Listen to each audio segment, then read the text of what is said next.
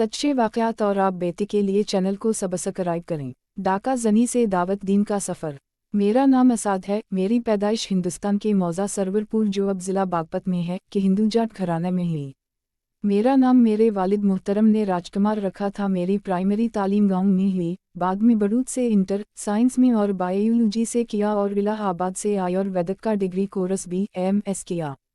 मेरे कबूल इस्लाम का वाक़या खुदा की सिफत हादी का करिश्मा है। बैचलर ऑफ आर्ट्स MS के हाउस जॉब के बाद मैंने फलत अलिफ कर मौलाना कलीम साहब के हाथ पर इस्लाम कबूल किया, फिर जमात में वक्त लगाया और अब मैं मुजफ्फरनगर में प्रैक्टिस कर रहा हूँ। गाँव में मेडिकल प्रैक्टिस शुरू की लेकिन खुदा को और कुछ मंजूर था, मेरा क्लिनिक चल नहीं सका। हालांकि 3 साल तक पाबंदी के साथ मैंने क्लिनिक किया। मेरे एक रिश्तेदार ने मुझे मशवरा दिया कि कांधल के पास एलम गाँव में डॉक्टरों की कमी है, तुम वहाँ क्लिनिक कर लो। अपनी दुकान देने की पेशकश भी की। मैंने अपने वालिद साहब से मशवरा किया, उनकी राय हो गई और मैंने वहाँ क्लिनिक कर लिया। 1 साल तक वहाँ भी पाबंदी से बैठने के बाद मेरा क्लिनिक नहीं चला।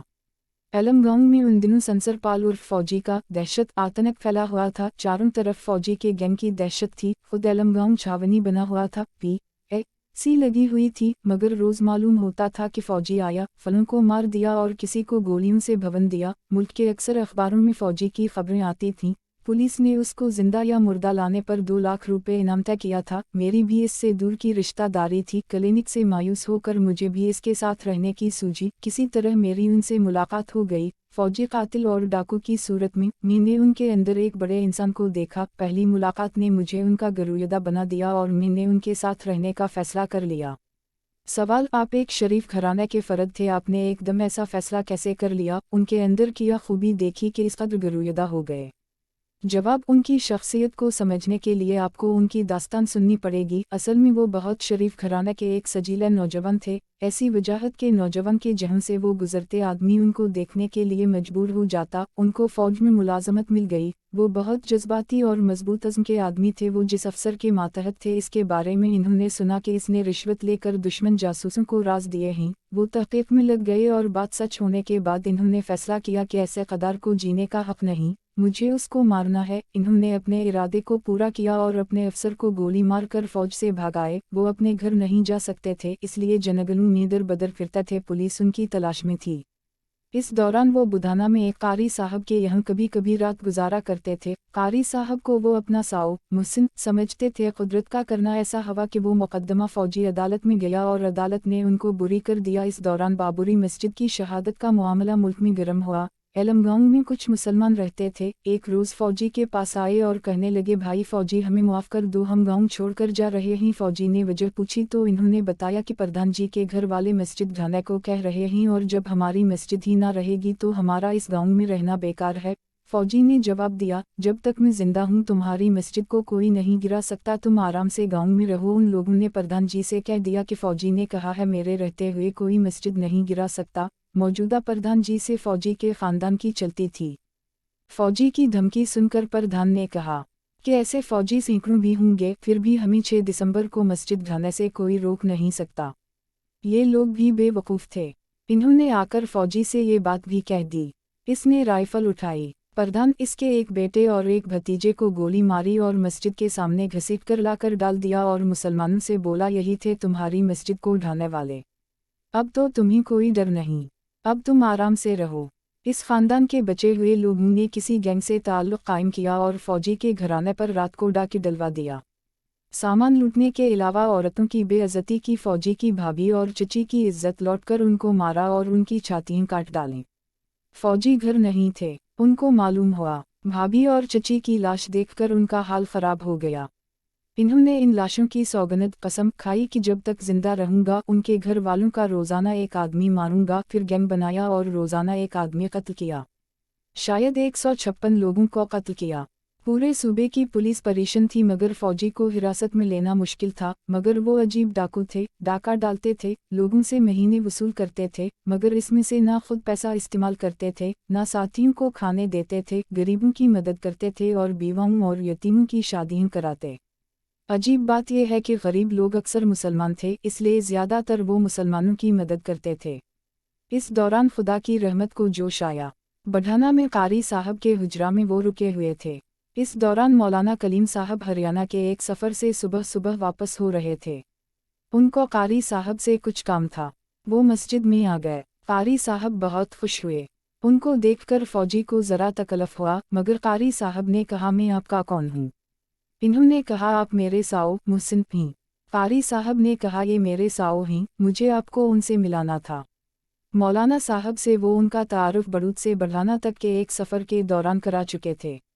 مولانا صاحب بتاتے ہیں کہ مسجد کی حفاظت کے سلسلے میں ڈاکو بننے کی حالت نے ان کو بہت متاثر کیا، اور وہ بڑھانا تک فوجی کی ہدایت کے لیے دعائیں مانگتے رہے کہ خدایا آپ کے گھر کی حفاظت نے اس کو یہاں تک پہنچا دیا، اس لیے اس کو ہدایت ضرور دے دیجیے۔ مولانا صاحب بھی ان سے ملنے کے مشتاق تھے، مل کر خوش ہوئے۔ مولانا نے فوجی سے کہا پورے علاقے میں مقتل عام تم نے کیوں پھیلا رکھا ہے؟ فوجی نے کہا میں نے سوچا ہے موت تو میرے قریب ہے، تھوڑا سا نام ہی کر جاؤں۔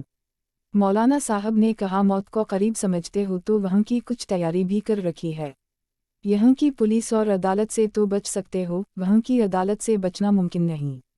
فوجی نے کہا موت کے بعد کس نے دیکھا؟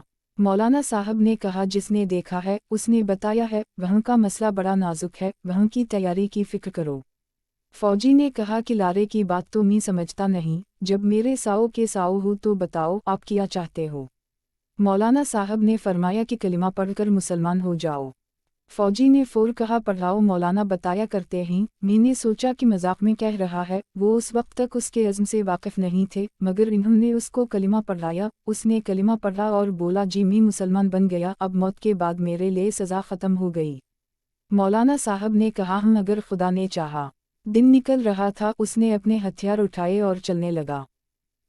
مولانا صاحب نے پوچھا کہاں جاتا ہے؟ فوجی نے بتایا ہمارے مخالف ایک مخبر نے ہمارے ایک ساتھی کی غلط مخبری کر کے پولیس سے ہاتھ پاؤں توڑوا دیے ہیں، آج حسین پور کے ایک باغ میں اس کا کام کرنا ہے۔ مولانا صاحب نے کہا اب اس کا کوئی مطلب نہیں، اب تم کسی کا قتل نہیں کر سکتے۔ فوجی نے کہا آپ نے یہ تو نہیں کہا تھا۔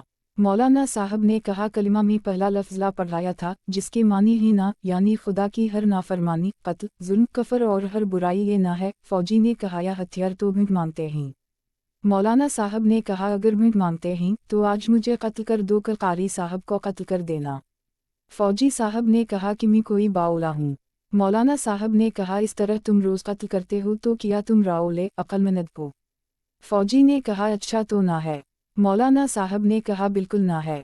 فوجی نے کہا اگر نہ ہے تو پھر آج کے بعد فوجی قتل اور ڈاکہ کچھ بھی نہیں کرے گا۔ فوجی وہاں سے چلا گیا۔ اس نے اپنے ساتھیوں کو اکٹھا کیا، اس میں 9 غیر مسلم تھے اور 13 مسلمان تھے، اس کو نہ جانے کیوں 40 کی گنتی کا کچھ اعتقاد تھا۔ اپنے مسلمان ہونے کی خبر دی اور اپنی خواہش کا اظہار کیا کہ مجھ پر جان سے کھیلنے والے سارے ساتھی مسلمان ہو جائیں۔ دوسرے روز فوجی کو گرفتار کر لیا گیا۔ دیش کے سارے بڑے اخباروں نے فوجی کی گرفتاری کو سرخیوں میں چھاپا۔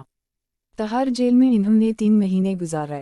یوپی پولیس نے معذرت کر دی تھی کہ فوجی 4 بار جیل سے فرار ہو چکا ہے، اگر اب فرار ہوا تو ہم اس کے ذمہ دار نہیں ہوں گے۔ جیل میں فوجی کے ایک بھائی ملائی کرنے گئے، انہوں نے سگریٹ کے کاغذ پر ایک خط مولانا صاحب کے نام لکھ کر میرے پاس بھیجا اور پیغام بھیجا کہ ڈاکٹر راج کمار سے کہنا اگر فوجی سے محبت ہے تو فلت جا کر مولانا صاحب کے پاس کلمہ پڑھ لے اور جماعت میں چلا جائے، اور میرا یہ خط مولانا صاحب کو دے دے اور میرا سلام 100 بار کہے، وہ مجھ سے بہت محبت کرتے تھے۔ میں وہ خط لے کر فلت آیا، مولانا کو وہ خط دیا، آج تک اس کا فوٹو میرے پرس میں رکھا رہتا ہے۔ خط کا مضمون یہ ہے، پر یہ مولانا صاحب السلام علیکم، آپ کو تو سویم آتما سے پتہ لگ گیا ہوگا، تہاڑ جیل میں ہوں، موت کے منہ میں ہوں، جیل کی اس تنگ زندگی میں ایمان کے بعد بادشاہت کا مزہ آ رہا ہے۔ 2 اتم آخری اچھائیں خواہش بھی، ایک یہ کہ میرے سب ساتھی جو میرے ساتھ سدا جان سے کھیلتے رہے کلمہ پڑھ لیں اور مسلمان بن جائیں، اور دوسری یہ کہ آپ ایک بار مل لیں، ایمان سلامت ہے، آپ کے احسان کا بدلہ اپنی کھال کی جوتیوں بنا کر بھی ادا نہیں کر سکتا۔ والسلام، آپ کا سیوک سنسر پال فوجی۔ مولانا صاحب نے مجھے کلمہ پڑھایا، کھانا کھلایا، میرا نام محمد اسعد رکھا، تھوڑی دیر باتیں کی، مجھے وضو کر کے مدرسے لے گئے، ظہر کی نماز میں نے ساتھ پڑھی۔ مدرسہ کے بچے مجھے گھور گھور کر دیکھ رہے تھے کیونکہ میں نماز میں ادھر ادھر دیکھ رہا تھا، مجھے نماز نہیں آتی تھی۔ میں نے 10,000 روپے مولانا صاحب کو دے کہ مجھے جماعت میں جانے کے لیے کہا ہے، میں اپنے ان پیسوں سے یہ کام نہیں کرنا چاہتا، آپ یہ پیسے لے کر مجھے اپنے پاس سے خرچ دے دیجئے۔ मौलाना साहब ने कहा, ये पैसे तो हम भी नहीं ले सकते, मगर आपके खर्च का इंतज़ाम कर देते हैं। इन्होंने मुझे खर्च दिया। 4 महीने के लिए जमात में जाना था। जमात में मुझे बड़े अच्छे अमीर मिले, वो 12 बंकी के एक टीचर थे। इन्होंने कहा, जमात में अपनी जान और अपना माल लगाना चाहिए, इसलिए सिर्फ एक चला लगा कर मैंने अपना काम करने का प्रोग्राम बनाया और कमाकर अपने माल से बाकी 2 चले लगाने का इरादा किया। लौटकर फलत आया।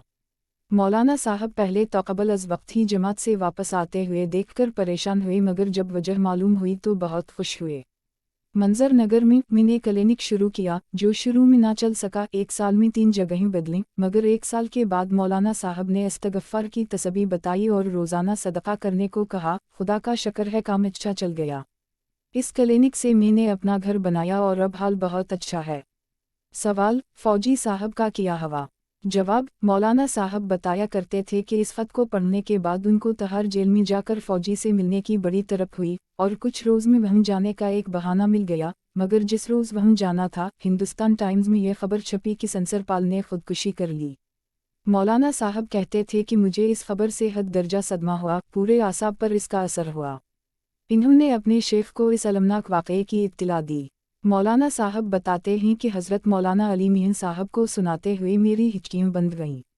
हज़रत मरहूम ने मौलाना साहब को बहुत तसल्ली दी और इत्मीनान दिलाया कि हमें उम्मीद है कि उस शख्स ने खुदकुशी नहीं की होगी, और अगर 1% उसने खुदकुशी की होगी तो अभी इसका मकलफ नहीं था।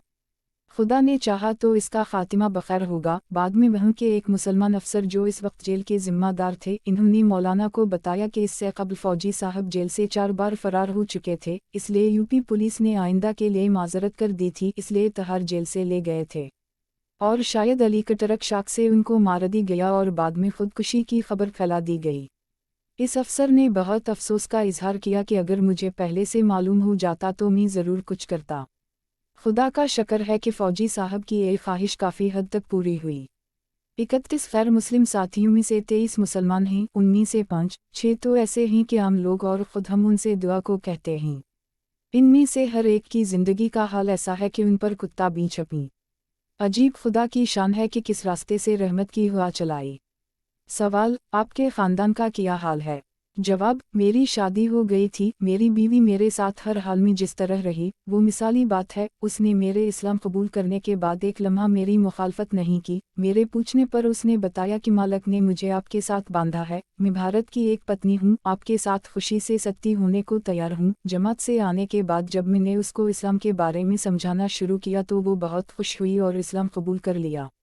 मेरे 3 बच्चे हैं। बड़े बेटे का नाम अब्बू बकर है, छोटे का नाम मोहम्मद उम्र है, लड़की का नाम मैंने फातिमा रखा है। बड़ा बेटा हिफ्ज़ कर रहा है, छोटा बच्चा तीसरी क्लास में पढ़ रहा है। फातिमा भी अब मदरसा जाने लगी है। मेरा इरादा है कि उन सबको और खुदा जितनी औलाद देगा सबको आलम, हाफिज़ और दीन का दाई बनाने की कोशिश करूँगा। घर वालों ने शुरू में मुखालफत की और कुछ रोज़ नाराज़गी रही, मगर मैंने ताल्लुक़ रखा और वालिदैन की खिदमत करता रहा। हर माह उनके पास कुछ ना कुछ लेकर जाता हूँ। अब वो खुश हैं और इस्लाम के भी करीब हो रहे हैं। मेरा ख्याल है कि खुदा ने खिदमत में बड़ी तासीर रखी है। खिदमत से पत्थर दिल मोम हो जाते हैं। इस्लाम से पहले हमने वालिदैन की खिदमत नहीं की, मगर अब मैं और मेरी बीवी जब भी घर जाते हैं बहुत करते हैं। अब वो सारे बहन भाई में हमसे ही ज़्यादा मोहब्बत करते हैं। सवाल, मुसलमानों के लिए कुछ ख़ास पैगाम आप देना चाहेंगे? जवाब, इसके लिए बड़ा लंबा वक्त चाहिए। मेरा ख्याल है कि हम मुसलमानों का बाहर का कोई दुश्मन नहीं है। इस्लाम से दूरी हमारी सबसे बड़ी दुश्मन है, बल्कि इस्लाम से दूर रहकर हम सारी इंसानियत से दुश्मनी कर रहे हैं, इसलिए कि ईमान व इस्लाम उनकी सबसे बड़ी ज़रूरत है। वो खुद मुसलमानों को इस्लाम समझते हैं और मुसलमानों को देखकर इस्लाम के नाम से घबराते हैं। अपनी सबसे बड़ी ज़रूरत और अपनी निजात के रास्ते से वो हमारी वजह से दूर हैं। मेरा ख्याल है कि हमें अपने लिए नहीं तो सारी इंसानियत पर रहम खाकर उनको इस्लाम का तारुफ कराने के लिए कम अज़ कम ज़ाहिरी तौर पर मुसलमान बन जाना चाहिए। खुदा के लिए इस दर्दनाक पहलू की तरफ तवज्जो करें। सवाल, वाकई इस सिलसिले में एक मुस्तकिल निशस्त चाहे, अगली बार इस सिलसिले में बातें करेंगे। शुक्रिया। जवाब, खुदा ने चाहा तो ज़रूर। मेरे लिए ये बड़ा दर्दनाक मौजू है जिसका हमसे ज़्यादा दावत का काम करने वाले मुसलमानों को तजुर्बा है। मेरे रब का शुक्र है कि मुझे उसने इस्लाम की तरफ हिदायत अता फरमाई। आप भी ज़रा हदी और करीम मालिक की करम फरमाई और कुदरत देखे कि डाका के अंधेरे रास्ते से इस्लाम की रोशनी की तरफ मुझ गंदे को निकाल लाए। रोते हुए मैं अपने रब के कुर्बान जाऊँ, सदक़ा जाऊँ इसकी रहमत के। فلت انڈیا